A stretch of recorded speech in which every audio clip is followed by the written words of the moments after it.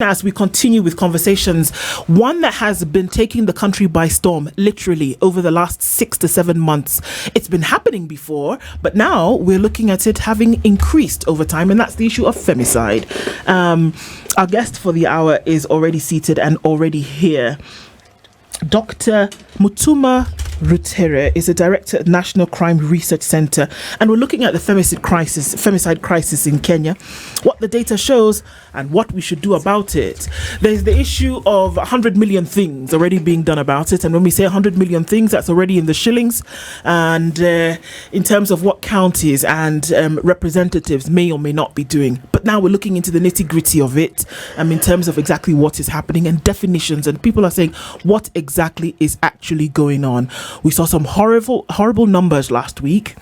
Since January, how many women have been murdered so far? Not those who've taken their own life, not those who were sick in hospital, but those who've actually been murdered. So that's the conversation that we'll be having this morning. Dr. Rutere, good morning. Good morning, and thank you for having me. Karibu sana. We're glad to have you in the hot seat of the Situation Room. Asante sana. Hot topic as well, many questions rising, and we'll go into some of those today. But let's welcome you in real Situation Room style. CT goes to a different African country every week, and he comes back with a bag of proverbs. So he's going to share the one for today. You tell us what you think about it and how you would what that would mean to you. We are in the United Republic of Tanzania. Tanganyika, Zanzibar, bound together, we have Tanzania.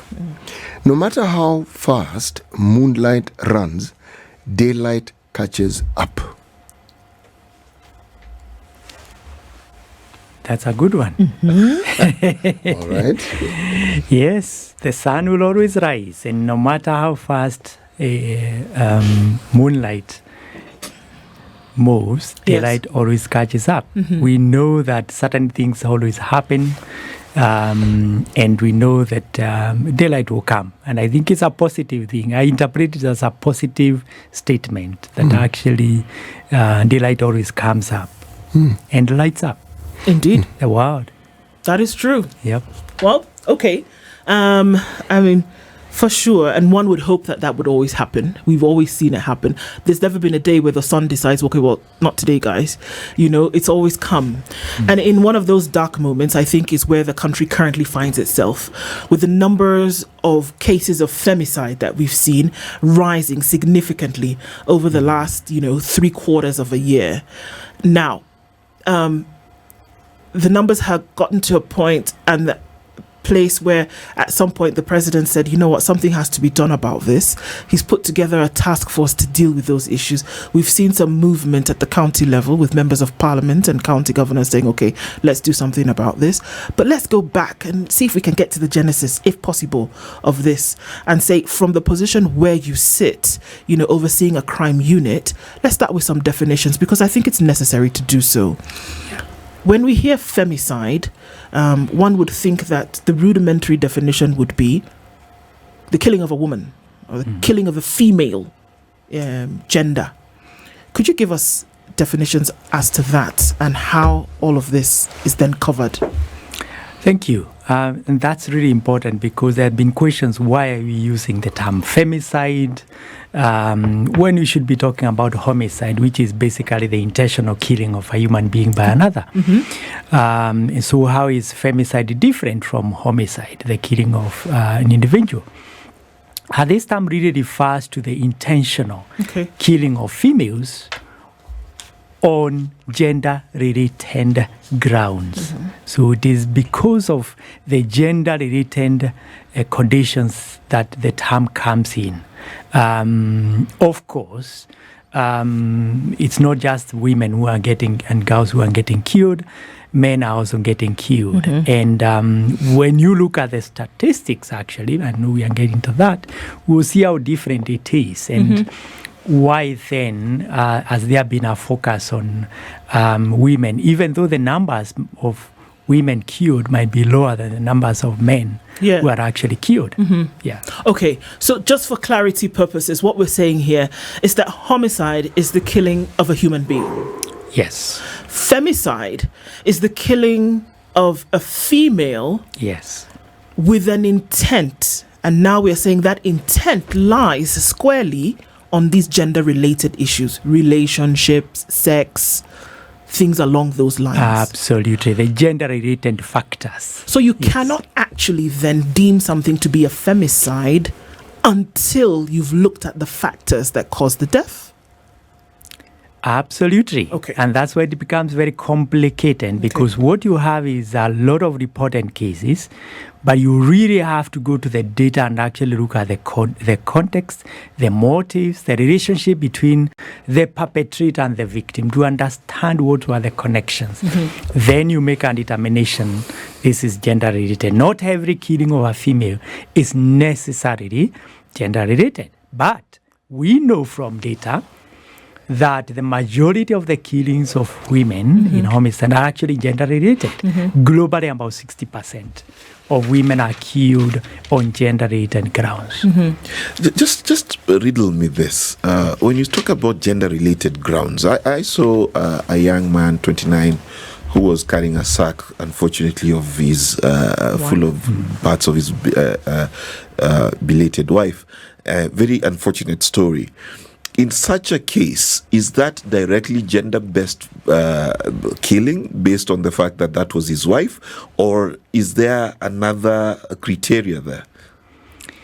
Well, it could be. Sometimes people also lose their minds and they do horrible things. But again, that's what I'm saying. On specific cases, you have to look at it. But when you look at the data over here, because this is not new data, what do we know of the circumstances that most women are killed? They are killed either by spouses or men they have in one kind of relationship with. Now, that's different for men. Men mostly will be killed either because of certain disputes, certain contexts, but often not by people they have in a relationship with. And that's the distinction. Okay. This other distinction is that for women, the safest place is where most of them are killed, homes. You can even talk Airbnb, but those Airbnb are usually in a place where with a person they're in a relationship with. Okay. So the safest places for women where they should be safe is where they get killed. That's different for men who are killed most often not in their homes. Okay. That's a distinction. I don't know if to say unfortunately, but sadly, there's been, especially in most recent months, that there has been a link that is being made then between the deaths that we see of women without taking into consideration what these gender-related issues might be. You might have been in a tumultuous relationship. There may have been in a financial issue within that relationship. There may have been abuse, many, many things. But we've in some quarters just said, well, these women are being killed because they are women. Can we do that kind of generalization on femicide? Yes. When the issues are in the arena of public discussion, it's very hard to control and to go into the details. And that's why when it comes to crime, for instance, we talk about moral panics. You can have a story that causes a panic. There are people who are kidnapping people and taking their blood. I remember there was such a story many years ago when we were kids. But even those where there is no evidence, they are important for people who work on crime because they cause fear. And the fear of crime is part of the conditions that we need to address in the society because the fear of crime is also subjective. And no matter what the objective facts are, if I feel afraid that if I step outside the standard, this building that I will be mugged, even if the figures show otherwise, you still have a problem. So the role of what we do is to look at the data and to try and address both the actual conditions, but also the subjective, where people feel, what people's feelings and perceptions are, because both are important. Okay, so let's go back to data, because now I'm curious. What is the actual, one, global rate of femicide? And two, what is the rate of femicide in Kenya? And three, has it increased in the recent past? Thank you. Excellent questions. And this data is always very problematic. So bear that in mind, because data on crime is always problematic. Why? For many reasons. First of all, it is not easy to actually make a determination on all the conditions why someone was killed. It could be someone was killed because they had a disagreement, but they also have a relationship. Again, collecting crime data is very difficult. Often we only depend on the police data, which is the most accurate data. Then we know not all cases are reported. Even the figures that you see are not necessarily the actual figures. Why? Someone might be attacked today and they die 4 weeks later, a month later. That statistic will probably be recorded differently from what is being recorded. So the crime data itself is a problem. Okay. Globally, we know from the countries that do a very good work of these studies, about 60% is femicide. They are gender-related killings of women. In Kenya, when you look at the data, and again, big caveats because the data is also not very good, but for the years where we have the data, you find that about 7 people are killed daily. Out of those 7, 5 are men, 2 are women per day. When you look again at that data, there probably you could add or reduce the number in terms of where gender was actually at play. So the data is not very good, but it's indicative and to tell us actually we have a problem. But I'm not sure whether that was your third question. We also need to pay attention not just to those ones who are killed. Remember, by the time someone is killed, particularly if they're in a relationship, you have a whole history of violence. So what these killings tell us is we have a big problem of violence and violence against women in the society. Death, the killing, is basically the end point of a continuum, of a line of violence. So the biggest problem, actually, we should even be attacking is a bigger problem of violence in the society before you come to killings. Okay, just let him finish my question. Is there an increase in femicide in Kenya, so that we can go to city? Because I think that's a very important thing to realize. Because you said that you talked about a moral panic. So is Kenya in a moral panic and the statistics don't show it? Or do we have a serious uptake in terms of our ladies being in actual danger? Or are we just reporting more? Yes. Or are we just reporting more? The honest answer is that we don't know at the moment. We are looking at the data. My own conclusion looking at it is that we have surges. There's a month you may have a surge that increases exponentially, and then we don't know whether that has increased overall. When you look at the data for the whole year, you might realize that we still have the same numbers. But there are some periods where we have spikes. Like during COVID, when you looked at COVID, you saw spikes in certain crimes, killings, and the rest. But when you look at the data for the whole year, then probably the averages. So the honest answer is that we could be getting more reports, or we could be having surges that we still need to actually explain. And we are looking at the data. We're in the process of looking at this data at the moment and actually see, have we seen an increase or not? Most of the deaths reported in this country from Nairobi. Have I got this right? Yes. Okay. Yes. Nairobi is the most populous, I would say even county, in the whole country. Nairobi is predominantly urban. The vast majority of the people who live in Nairobi live in settlements that we like to call informal, but they are essentially slums, low-income dwellings. And they live in close proximity to each other, and in most cases they don't have even basic amenities, meaning the conditions in which they live are in and of themselves, one could argue, an ecosystem that could trigger all manner of negative societal norms. Now, we register those number of of deaths. The population in Nairobi is not decreasing, it is increasing. If you look at deaths per county, you will also find that, coincidentally, some of the counties with smaller numbers of people and which are less urbanized also record far less cases of homicides. Okay. You're nodding, which means you're agreeing with me partially. Yes. Yes, correct. So, when it comes to the issue of reporting matters that are specific to femicide, could I then conclude that men tend to kill each other more, but whatever reasons they have for killing each other have now turned to killing women? And so you have to ask, what is it that is happening now? Correct. That is taking that focus away and focusing it on women? What is it? Correct. The business of killing is predominantly male. So you are correct. Men are the perpetrators of most killings predominantly. And they also kill more men. And even when it comes to the killing of women, it is men.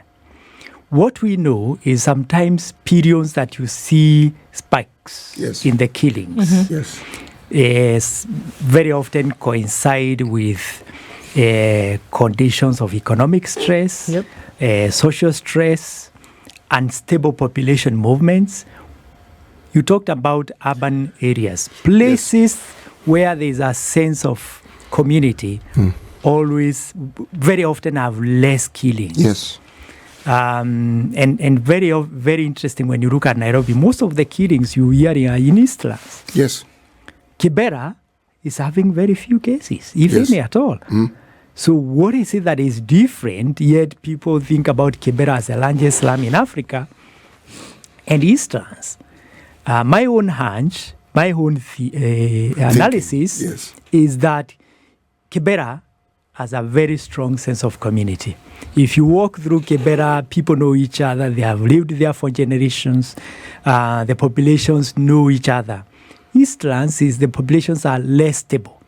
People come, they stay for 1 month, they leave, they are moving. There's no sense of community. They are more mobile. They are more mobile. Yes. Mobile populations are always associated with more levels of violence and crime. That's why rural areas, where everyone knows each other, have less cases of maybe homicide, and therefore because they have a sense of community. But the point you asked is, what are the conditions that lead to the killings? We know economic stress,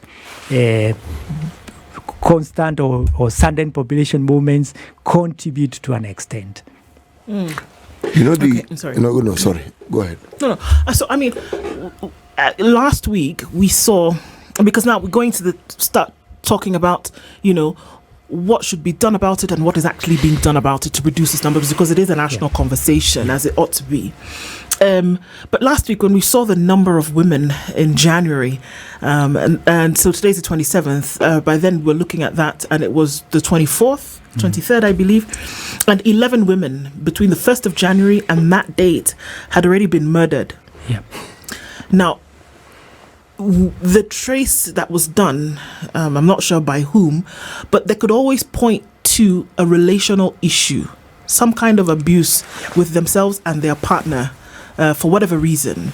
But we see that one of the biggest issues is that there is sometimes a love triangle, that there's another individual in that, relationship, and that causes some element of discomfort. But like you said, it's not a today, tomorrow thing. It has taken some time and it has festered until the point where taking life seems to now be the last and final thing. So do we see that across board, with those numbers that Mark was talking about, whether they've increased or decreased over time, do we see that the element that would then bring about this, like you talk about economical issue, relational issues, this love triangle story seems to be one that is very prominent, that there always seems to be another person involved, an element of jealousy, an element of something, has matters of the heart now bring about, this intimate partner killing that we see. I think Actually, most of the intimate partner killings, when you look at most of the cases, are not necessarily love triangles. There are certain cases that fascinate the media or become reported because they have love triangles, certain young women, and they become really the emblematic cases about this. But when you look at it, many women get killed for many reasons. Either they have left the man, they have not given the man, what triggers is they have not given the man the money that he wanted. There are the relational issues, there are triggers, different triggers. And love triangles in some cases is one of them, but it's not the majority of the cases. And that's a problem because when you look at the killings, they are not only just young women. The killings of those the ages of those who are killed will range from barely teenage to all the way sometimes up to 80. Yes. I know there are some cases of a woman who is almost 90 who was killed recently. So you can see that it defies the age group or the economic status of these women. We're going to take a break, but then I just wanted to ask before we do that, so then why are they so brutal? So brutal in nature that we see, for example, just one of them, worried that his girlfriend would, take off or whatever. And these are words that he spoke afterwards. And he took an axe to her, or, we rarely see where somebody has, been given a pill to swallow, for example. Somebody's taken a knife to them, taken an axe to them, butchered them, cut off, and it's terrible, traumatic to discuss, but this is exactly why it's happening. So why so brutal in the nature of crimes and understanding why that would happen? Why do they take such a brutal way? Because they are relational. And again, there is also, we have to talk about the norms and what is accepted. What do men think about the women who are about to leave them? There are some who say, if I can't have you, no one will have you. There are those issues that sometimes come into play. And when it's relational, it becomes even more brutal. The killings of stranger and stranger are less brutal, as we know. Of course, there was the very tragic case of the man who was killed in front of his 3-year-old recently by strangers. But we know, you are right, most of the relational killings are more brutal because there's passion involved. And that's what makes it horrifying, as we've seen in the various cases in Nairobi and the rest of the parts of the country. Want to understand. Dr. Rutere is our guest this hour, and we're looking at the rising cases of femicide in the country, what the data shows, and what we should do about it. Siti? The alarm that has been raised over the number of women who are being killed in this country raises questions that are pertinent. In fact, in my mind, they should raise even more questions. But it seems that the rise in femicide is not in a vacuum. There seems to be attendant triggers that seem to move alongside it. Because 10 years ago, we didn't have this sort of problem. In fact, 5 years ago, we didn't have the problems we're talking about right now. So what is it that you could say is a common thread that traverses every area that you hear of? Men killing men, that one we take it as a norm. Yes, sadly so. Bizarre as it is, we take it as a norm. But this targeted focus on women, young women, middle-aged women, old women, what would you say is the common thread that seems to traverse all these tragic stories that we hear of these deaths? Well, thank you. I think we also need to look at the broader problem of violence. The killing of women is not it's actually also connected with the bigger problem of violence in the society. It's not in isolation. The Kenyan society has also become more violent. When you look at the violent crimes in the country, they have also been increasing over time. So this is also part of it. We have an increasing problem of gangs, young people, youngsters, some as young as 10 in places like Mombasa, who are basically around and killing people. So my argument is that if we want to address this, it's not in isolation from other problems of violence in the society. It's all linked. The problem of economic stresses, the problem of drugs, alcohol, which are also affecting the fabric of the society itself. All of these are actually one way or the other linked to the problem of violence in general and the problem of violence against women. So it's a bigger problem that needs to be addressed. Are you saying that Kenyans are stressed and that they have poor coping mechanisms to the stress? In fact, let me make it better. Is Kenya a depressed country, and is violence how we are reacting to it instead of seeking help? I have no professional training on that to make that determination of stress. But what I know is that there are certain conditions that lead to violence. Stark inequalities. Do you know the most violent countries in the world? South Africa. Yes. Brazil. Top always. Look at the economic structures of those countries. Yes. They have the countries with the starkest inequality. The richest people with the poorest people. Precisely. Oh yeah, the rich are so rich. Precisely. They set new records for wealth. Precisely. The poor are very poor. Yes. They set new records for poverty. Yes. Speaking of which, just to show the stark difference, I once went to Umklanga in Durban, and we literally drove about 10 minutes. And Umklanga is amazing. It's God. The Range Rovers, the Ferraris. City 10 minutes out of that place. 10. Mad, dead broke slums. Mad, matope. That's a bit stark, isn't it? It is. It is shockingly stark. And so what we know, people talk about poverty. Poverty doesn't necessarily lead to violent crime. You can actually have a very largely poor community, but not necessarily crime.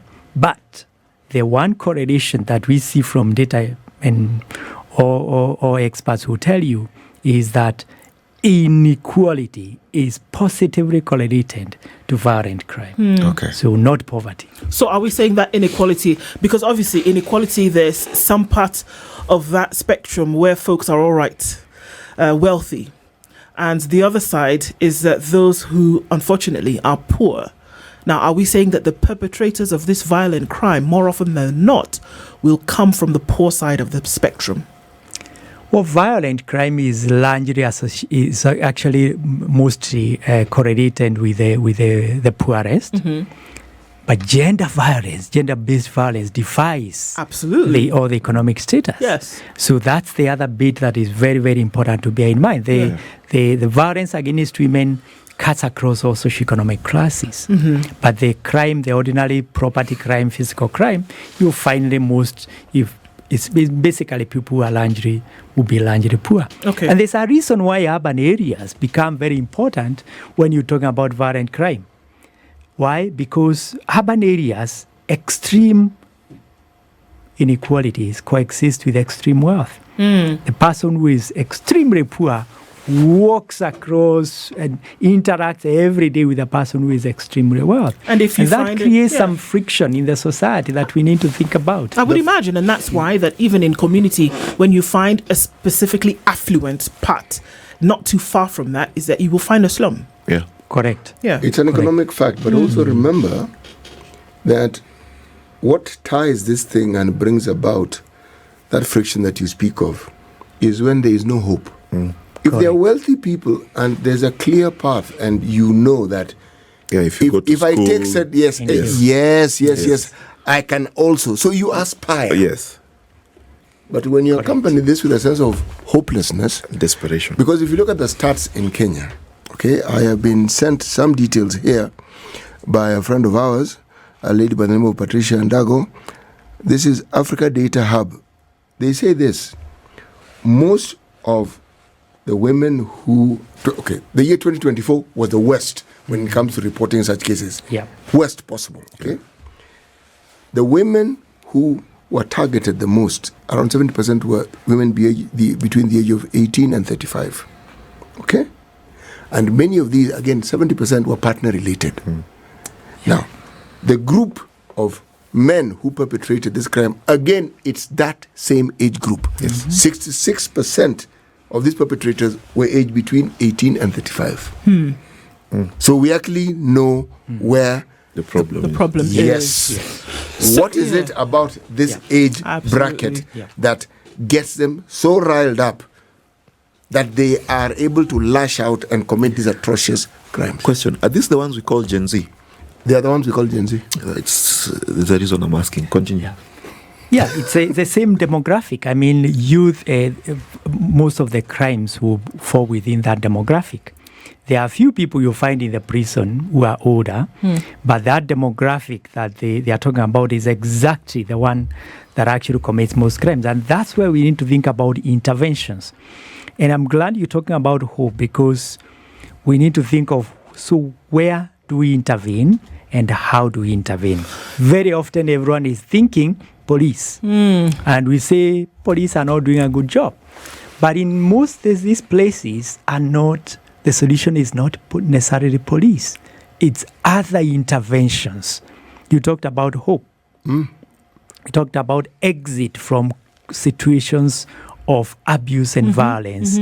How can such women exit? By the time a woman many times comes to be killed, particularly the ones in a stable relationship or a long marriage relationship, they will have had many cases of violence against them. So what are the exit points for them? So that's interesting that you say that. If I may, there's a dance. It's called Mapangale. I don't know whether you've seen it. I've seen it. I find it very disturbing. It's a dance. Yes. Yes, it is. So basically, someone dances. There are two people dancing. One is acting like he's chopping the other heads. One's head off. The other one is He's pretending like moving the his head head. has been chopped off. It's a dance. Yes, It's a dance. yes. It's a dance. And where do people dance this dance? In clubs. Yeah. In fact, I saw it in church too. Yeah, exactly. It is. So now, for me, Church. yes, I Yes. saw it in a church service. I have to avoid that church you go to. Unfortunately, I don't know which one it was. Now, the reason why I bring this up is during the Gen Z riots, and I was very keen on it, there was a lady carrying a placard saying, "I'm already suicidal, so you killing me does not scare me." I am relating it with many stories that you've said, that if I can't have you, no one can have you. And you talked about a moral panic, and moral panic is when people panic about a certain thing over happening in their society. But could we be looking not only at hopelessness, not only at increased drug use and what is it, we saw it in the headlines, bars near schools, but we're talking about a generation that has been politically ignored, has not been given the capacity to deal with their psychological traumas. They do not have hope about their futures, and they simply don't have the shock absorbers to absorb shocks. Is that what we are seeing them express even in their dance moves when they're talking about Mapangale? I think all those factor into this big problem, and the problem of violence and crime is always a good way of discussing what is happening in the society, because violence is always a symptom of all other structural problems in the society. And good science shows us there's no single explanation for a complex phenomenon like this. So all those fits in, and therefore any interventions you have to think about must accept this complexity of possible reasons why we are having this kind of responses, from schools to the problem of drugs, to the problem of socialization, to what is happening within families. All of them are part of these drivers of this complex problem of violence. Let me ask. Okay. There is a little matter of what you call organ trafficking.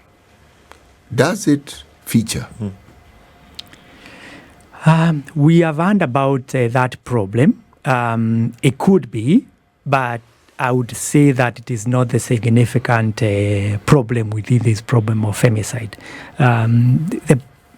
Getting organs from an individual requires some bit of sophistication. You need knowledge. You need knowledge. You need certain equipment. A lot of the killings we are seeing may not necessarily point that. That's not to say they may not be, but this is not a new problem. The problem of violence against women, we know quite a bit about it to know that even without the unending complexity of something like organ trafficking, it's been part of the society. Gender-based violence, especially when it's targeted against women, has been considered a norm even in African societies. Wife beating was considered wife disciplining, okay? It was something that many men considered normal.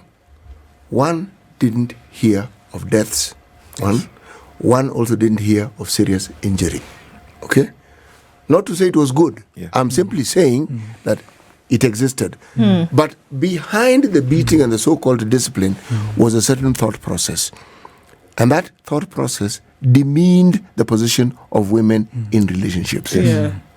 And because of this, then it made it okay for them to be treated badly. Yes. For them to be beaten. Until the point whereby a number of them felt that if they were not beaten, that they were not loved. Yes. To be honest with you, I was once at a gender violence conference. And one of the ladies who was invited, after listening to people talking badly against gender violence, she lifted up her hand. And this is not a third-hand story. I was there live. And she said, how will I know my husband loves me unless he beats me? Okay. And the hall went quiet. But what City is saying is serious. Because I have said before, we live in a society where we say we are progressive.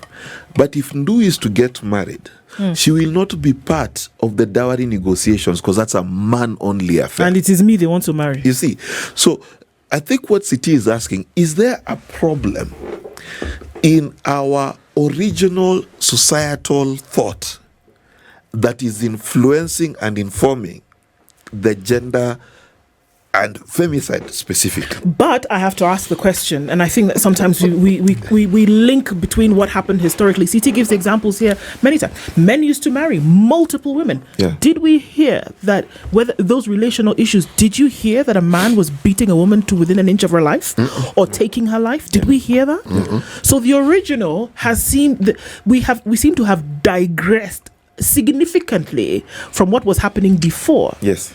Now, and this is one of the questions that I wanted to bring in. All of the things we mention here have direct pointers to mental health and its stability. And for me, one of the things that we must address is that mental health issue. Because what happens that you can deviate so far from the norm to take someone's life? You're a crime expert, sir. You know that to take another life is not easy. It is, it is a difficult thing to take life with a weapon, with your hands, whatever it is. It's hard. But you get to the point where you have deviated so far from the norm that it is the only option for you to take at that point. And for me, when you talk about interventions, which I think we must look at now, albeit briefly, when we talk about interventions of what to be done, for me, it is not 100 million shillings to go to counties to put up tents and banners and say, stop gender violence. Yes, we have desks at police posts, which you mentioned, but it is the same places where we've heard the famous cases of a woman who went to report a rape at a police station and then was assaulted, allegedly, by a police officer. We have just a few weeks ago been told of young women who have gone to the police station. And if it's going to be vulgar, I apologize in advance. But what do the police officers say? Utapea susu, kwanza. We talk about it. It's important for us to say it. So what are the interventions that we ought to look at? Looking at other statistics. Only 16% of females in an abusive relationship will actually walk away. That is ridiculously low. 84% of women who are abused on a daily will remain there to either continue in that abuse or to meet their death. So isn't that what we should be targeting? The individuals. through programming? Thank you very much. Very, very important, because I talked about exits from this highway of death.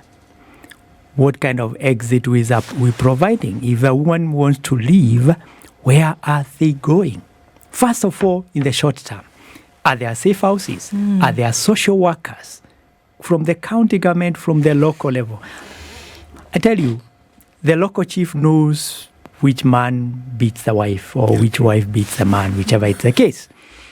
But what are the social interventions at that level? If that woman wants to leave, where do they go? They have children. If she left, what will happen to the children? So sometimes they opt to stay and end up dead. So you need to think of the exits.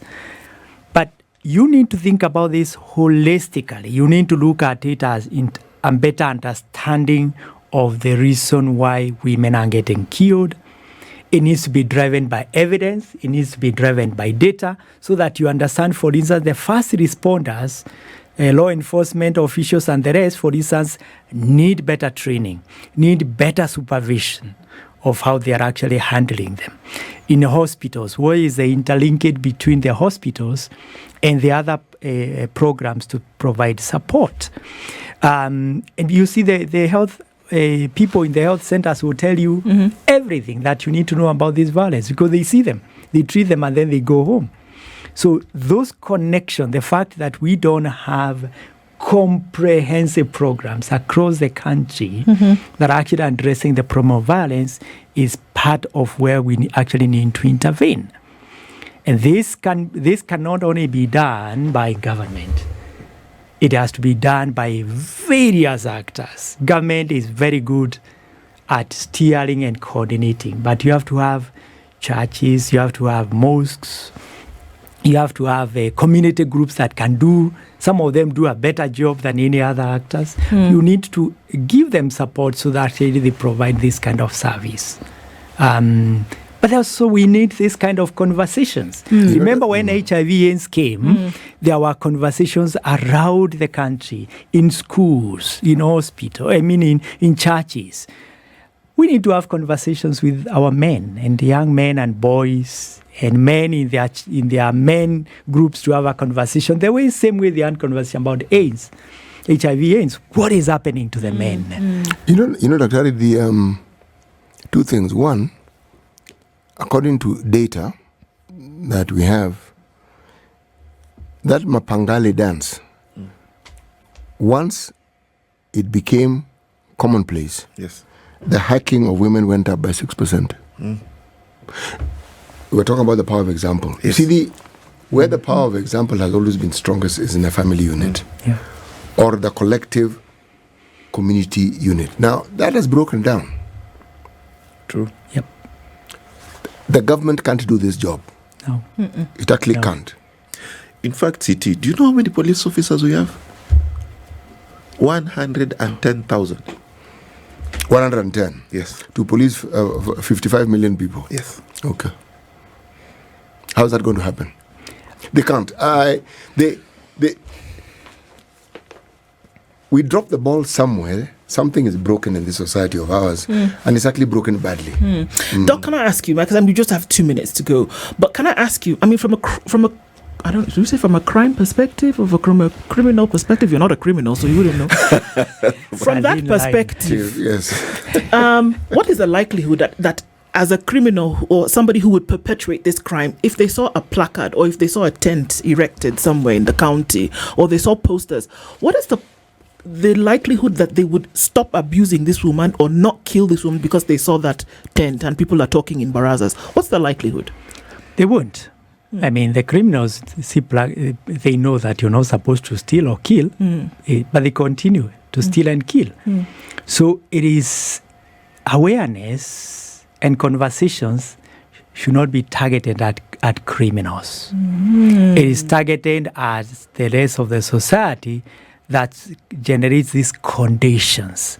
It is to address the infrastructure of ideas that it's okay to kill the woman because I can't have it. It's those conversations. That's where the conversations need to be, not the criminals. The criminals are either people who are psychologically damaged or people who basically need other forms of intervention by law enforcement or medical practitioners. That's not where that conversation is. That's for the rest of society. It's at the school, at the church, at the community level. And that's where it needs to push. What should we see in the next coming, days, weeks? In my opinion, 100 million shillings has already been wasted in terms of what should be done. But what should we see? I think it's very good that we have a task force in place. I think that's very good because it recognizes a complex problem. The next step after that, hopefully, is to set up a very, very comprehensive data-driven program that it relies on expertise to say, this is where we need intervention. This is where we need resources. Sometimes you don't need resources to fix problems. Yeah. Sometimes all you need is to attitude change. Absolutely. Sometimes it's just to see whether so-and-so is doing their job. Sometimes it's basically to change how young people respond to content. Remember, we now have a very networked society in terms of technology. Yeah. Technology is now an accelerator to some of these problems. We need to also see a harnessing of the potential of technology and not only see the technology as a problem because we can't do anything about it largely. Yeah. How do we harness the technology so that technology becomes the tool for helping women? Indeed. Dr. Mutuma Rutere is the director of the National Crime Research Center. Thank you for this this morning, and it's our hope that we continue to have such conversations and to push these initiatives to see these numbers go down and be eliminated. Thank you for being in the hot seat of the Situation Room this morning. Hope to continue those conversations again in the future. Thank you for having me. Asante. This is the Situation Room, the only way to start your day.